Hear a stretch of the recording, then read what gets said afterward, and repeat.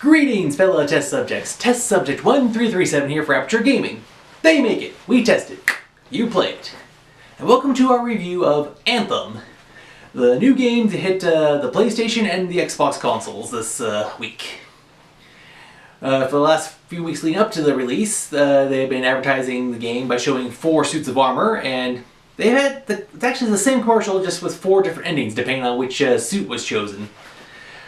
So, Anthem, the trailer for the game, the gameplay trailer was released like maybe a year, 2 years ago, and it kind of just fell off my radar. But now it's back. The history of this game is one that I didn't really follow, but one of my friends was playing the beta leading up to the release, well, they said it was interesting how the game had a tough time getting to where it is now, so we're here to review it. The game, it reminds me of so many different other sci-fi action video games, along with some other stuff. It reminds me heavily of Destiny, Warframe, and a little bit of No Man's Sky. I'll cover that later. Also, it delves a little bit into the Halo realm. In terms of, it kind of reminds me it also has some stuff of Star Wars thrown in there. I'll explain that later. The way you interact and do some things kind of reminds me a little bit of Fallout and Skyrim, and it kind of feels like a Sci-Fi Network original film and/or TV show. And just to get straight to the point, when I was looking at this commercial, I was like, oh, so it's like you get to play as Iron Man in a sci-fi world. So, what's this game about? Well, let's get right into it. Series. So the series, as it were, it's the Anthem series, and it's not really a series. This is technically the first game ever. It's not a prequel, it's not a sequel, it's not an in-between quel. It's its own standalone series. Team. The team behind this game, it's Frostbite, EA, and BioWare. Now EA has officially bought BioWare, and when I was looking at trying to do something in the game, I saw, wait a minute, that's from Mass Effect. So yeah, that explains why it's from Mass Effect, because it's from the same people who worked on it. And for the Star Wars thing, well, BioWare and EA have worked on a lot of Star Wars games in the past, which would explain why I get the feel from some of the characters and some of the locations and items in the game. I was like, yeah, this has a very Star Wars feel to it. But yeah, so that's who's worked on this game. Plot. The plot of Anthem is as follows. In the future, on some science fiction-like planet, an ancient race has found a way to harness the Anthem, the ability to create anything like trees and mountains and water and animals. And unfortunately, while creating some of those animals, some of them are a little hostile, so they created suits of armor called javelins, mech suits, and then they up and disappeared. So now, you play as a freelancer, a person who pilots the javelin, and you go out and you fight the stuff, you stop bad guys, you blow up things. Oh yeah, this game is definitely rated M for mature. There's violence, there's gore, and there's suggestive themes, and since you're going to be, of course, dealing with online human interaction, definitely gotta watch out for that. So basically, you play as a freelancer, and it takes place 2 years after an event in the game. So the event is the tutorial, and then 2 years later on, you learn how to play the rest of the game. Gameplay controls. Gameplay and controls it's kind of split up in a few areas.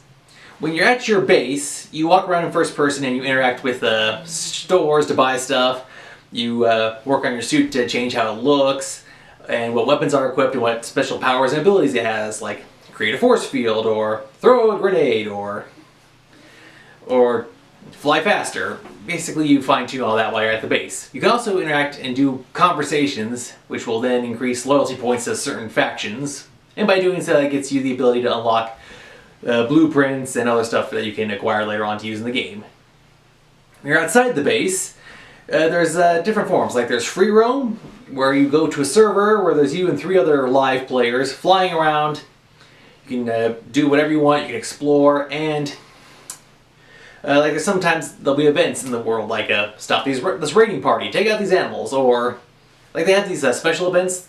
The current one right now, I think, is they have these 4 colossal giant titan things roaming around, which you'll have to work as a team to take on.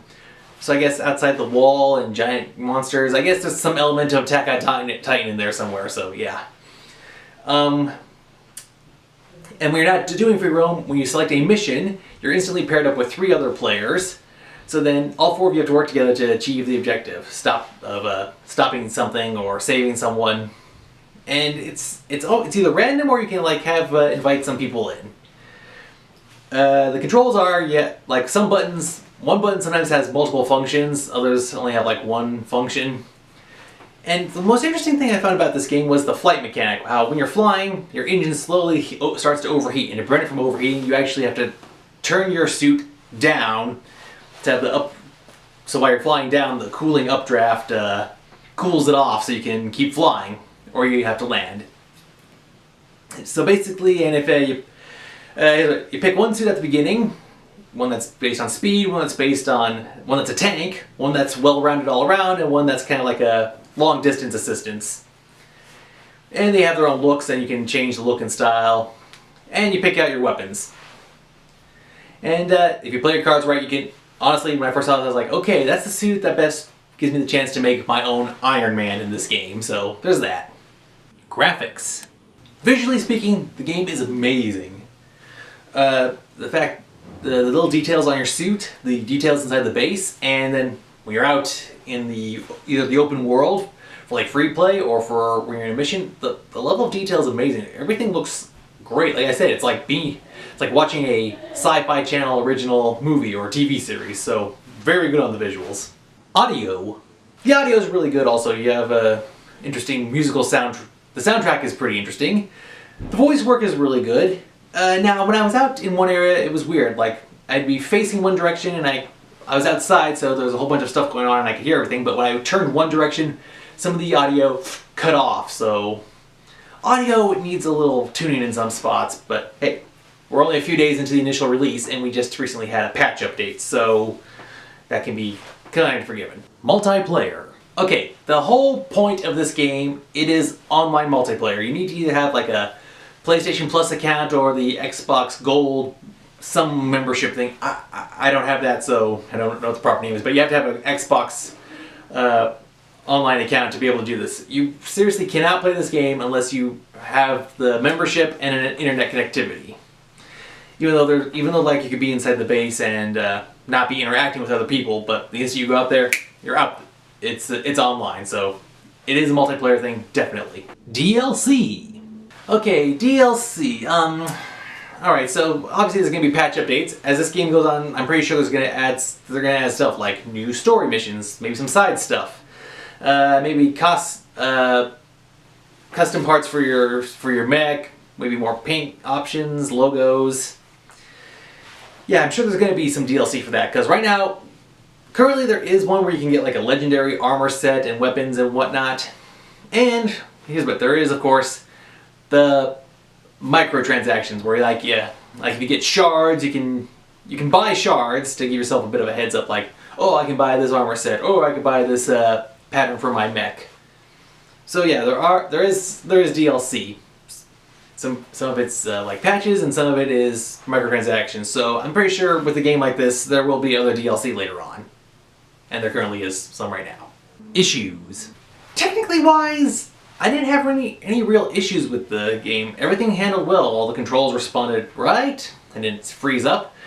I have like a series of a couple of nitpicks. The audio thing was one of them. Only one time when I logged out did I have some weird logging out issue where the system was acting a little funny on me. It was either weird disconnect thing. Speaking of disconnect, if the network goes down or if your internet goes down, then you're out of luck because then you can't play the game. So there's a factor right there. To really nitpick, when I was in the customization area of the suit, like it didn't make it too clear on where the color thing was. I found that out like after a little messing around with the buttons. I was like, okay, it doesn't tell you some stuff. Some stuff you have to figure out. Even though, yeah, come on, it's the tutorial. When you start out, it's supposed to like give you everything. But I figured that out right now. But also, the colors seem to be blocked in a specific way. Like you can't like do any fine details editing for like certain settings. Like you can't have your entire suit blue and then have your right elbow to fist red. I'm sure that'll be addressed in later patches. Oh, and also, you can't like customize what the color and look of your weapons are, so that's a kind of an issue there. So these are kind of some small things, but I'm pretty sure they will be addressed later on as the game gets a little more further in. Nothing game breaking though. Buy, rent, or pass. For me, I don't really do too much of these online multiplayer games for a couple of reasons. First of all, I don't normally have a PlayStation Plus account because I saw this one was what this game was. I tried to do the free trial and I couldn't get access to that, so I had to shell out some money to temporarily be on PlayStation Plus for a while. Now, yeah, so there's that. Secondly, because of my weird schedule, I don't really have time to do all these online games, so it'd be financially irresponsible of me to buy a year-long membership if I was only going to be on there for like maybe 2 or 3 times. It'd be a waste of money. Thirdly, I don't know about my friends. Like, basically I'd have to find like 2 or 3 people I know that'd be able to buy the game. We'd have to figure out hours that we would all be able to work with at the same time.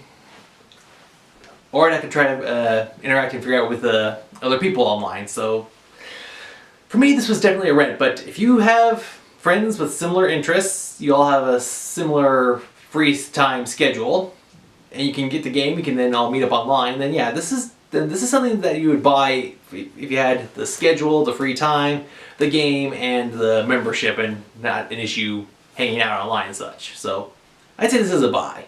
Overall score.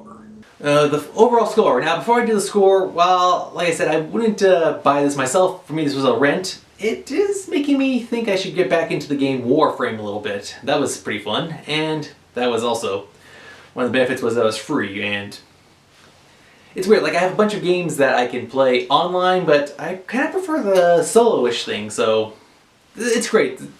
There's some games where if it is multiplayer focused, at least this game has a good story and a good environment. And I think it's off to a pretty good start so far, so we give Anthem a 9.5 out of 10. There's a few things that were a little funny, some detail. There's some stuff that for me there were a few issues or I just don't really get into, but yeah, I think this game a lot of people will enjoy. So if you're a fan of science fiction, robotic suits flying around, aliens, and blowing stuff up, then this game is for you.